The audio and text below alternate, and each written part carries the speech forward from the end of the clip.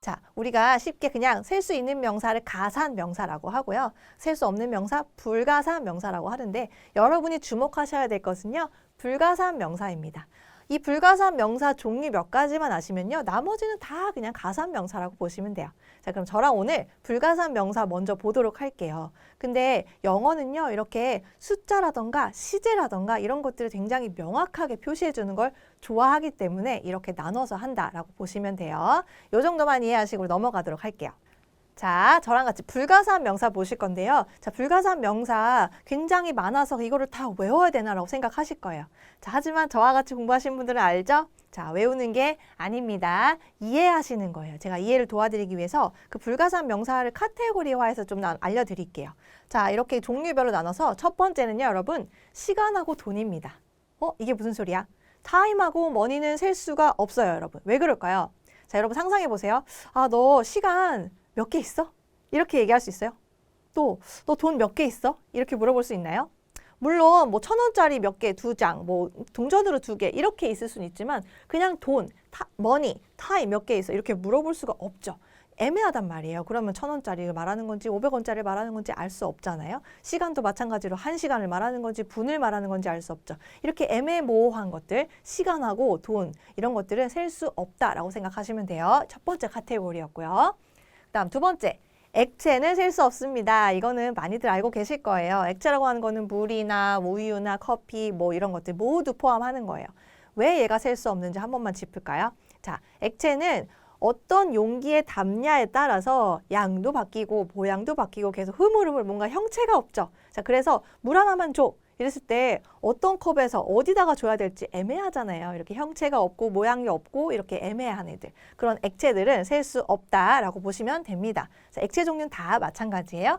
세 번째, 가루는 셀 수 없습니다. 자, 여기서 많은 분들이 가루 셀 수 있는데요 라고 하시거든요. 가루라는 거는 뭐 salt, sugar 이렇게 뭐 소금, 설탕, 밀가루 이런 것들을 얘기해요. 모래 같은 것들. 그런데 이럴 수 있죠. 셀 수 있잖아요. 이럴 수 있는데 잘 생각해 보세요, 여러분. 예를 들어서 뭔가 국물을 먹어봤는데 너무 싱거워. 그러면 소금 한 15개만 줄래? 이렇게 할 수 있어요? 그렇게 할 수 없잖아요. 물론 소금을 다 쏟아놓고 하나씩 알갱이를 세면 셀 수는 있겠죠. 머리카락 같은 것도 셀 수는 있겠죠. 근데 사실상 그렇게 세기가 쉽지 않단 말이에요. 15개, 20개 셀 수 없죠. 왜냐하면 너무 작아서 너무 작고 알갱이가 작고 많아서 셀 수가 없다라고 그냥 가정하는 겁니다. 그래서 가루로 된 것들은 셀 수 없다라고 보시고요. 그 다음 덩어리. 가루도 못 쓰는데 덩어리는 왜 못 쓰지? 자, 하실 수 있어요. 제가 말한 덩어리라는 것은 뭔가 이렇게 형체가 덩어리져서 잘라서 써야 하는 것들을 얘기합니다. 예를 들어서 브레드 같은 경우.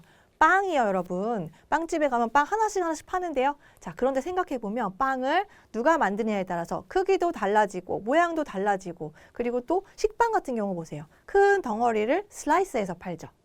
자, 그렇기 때문에 빵 하나 주세요 하면 어떤 빵을 말하는지 모르는 거예요. 빵 하나 주세요 하는데 어떤 사람은 이만한 덩어리 주고 어떤 사람은 요만한 식빵 한 장 주고 이럴 수 있잖아요. 이렇게 애매해서 덩어리 셀 수 없고요. 버터 마찬가지입니다. 버터 이렇게 네모난 버터를 그냥 우리가 잘라서 파는 것도 있고 떠먹을 수 있게 파는 것도 있고 우리가 가공 어떻게 하느냐에 따라서 모양이나 그런 크기가 달라지잖아요. 그래서 버터도 그렇고 치즈도 그냥 덩어리 치즈가 있고 슬라이스해서 먹는 치즈가 있죠. 이것도 마찬가지. 종이도 여러분. 여기서 많이 놀라시더라고요. 종이 왜 못 세요? 한 장, 2장 셀 수 있는데. 자, 종이라는 것도요. 사실 생각해 보세요. 공장에서 엄청 큰 종이를 쫙 뽑아내겠죠. 그 다음에 그거를 필요에 따라서 등분을 해서 파는 거잖아요. A4도 있고 B4도 있고 이렇게 종이에 따라서 크기도 다르죠. 그래서 종이도 덩어리에 포함됩니다.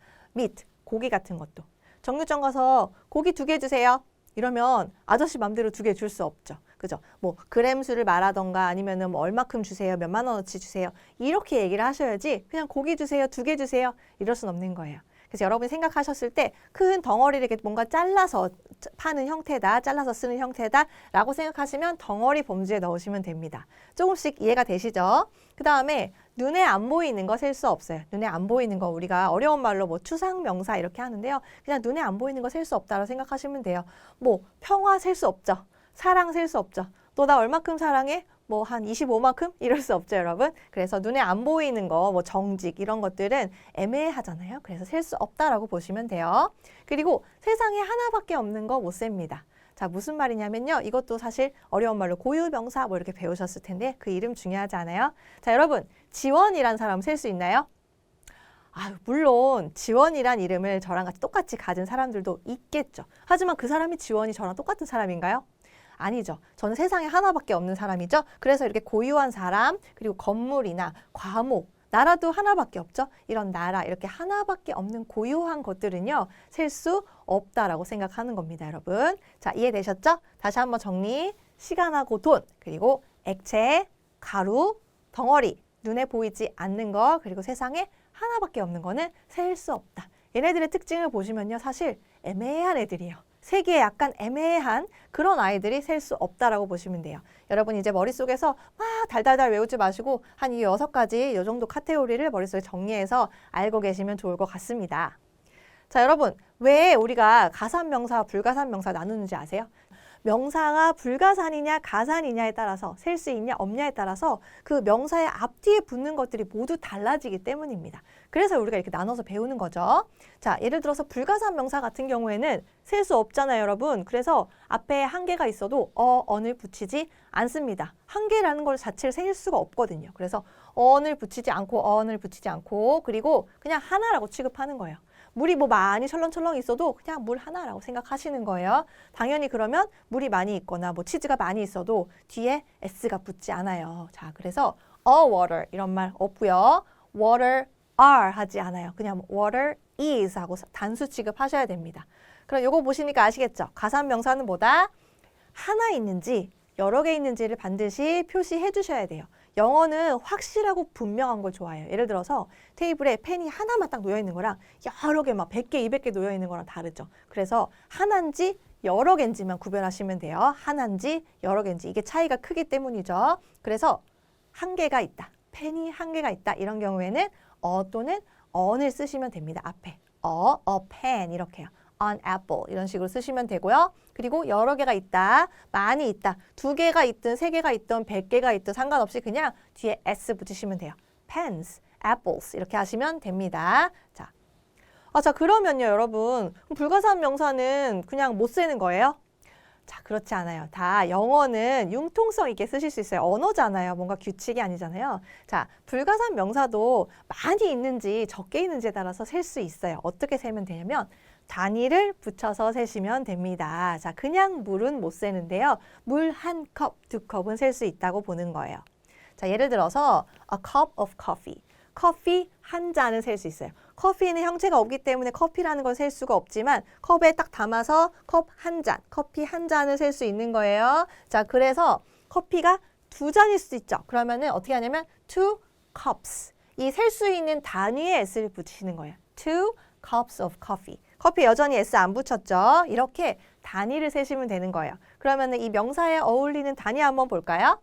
자, a glass of water. water는 glass라고 하고요. 그 투명한 유리잔 있죠. 이 여기서 말하는 컵은요, 여러분 하나 알려드릴게요. 여기서 말하는 컵은 약간 머그컵 같은 거 있죠. 큰 머그컵 같은 거, 불투명한 거. 그런 뜨거운 음료 먹는 컵을요, 보통은 컵이라고 하고 이 glass는 유리잔, 물 마시는 유리잔 같은 투명한 유리잔을 glass라고 합니다. A glass of water. 그리고 그게 2잔이면 two glasses 하고 단위에 s 붙였고요.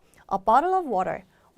그 페트병 같은 데 들어있는 물 있죠? 그럴 때는 bottle를 씁니다. 그럼 역시 two bottles 이렇게 하시면 되고요. 또 빵 같은 경우에는 a loaf라는 단위를 씁니다. 빵 한 조각, 2조각, 3조각 이렇게 쓰실 수 있고요. 그리고 케이크도 한 조각, 2조각 할 때는 케이크는 piece라는 말을 씁니다. 그래서 two pieces 이렇게 쓰시는 거고요. 마지막으로 치즈도요. 치즈 이렇게 딱딱 슬라이스해서 팔죠? 그래서 a slice of cheese, two slices of cheese 이렇게 단위에 s를 붙여서 세실 수 있다.